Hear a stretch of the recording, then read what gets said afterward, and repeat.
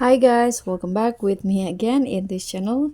On today's video, I'm gonna show you how to create a PDF shortcut on your mobile home screen. So first, you just need to go to your file manager. In this case, I'm using the Google Files. And after that, click find the file that you want to add to the home screen. Okay, this one, for example, click on the three dots icon. Then click on backup to Google Drive, or you can also upload the file to Google Drive. Okay, so after you upload or backup the file to the Google Drive, open your Google Drive and find the file. Okay, so here I've already on my Google Drive.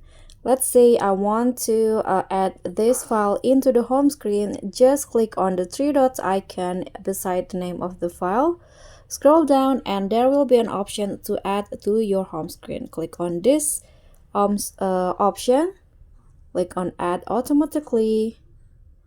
And here you can just go to your home page. And there you go. This is the PDF file.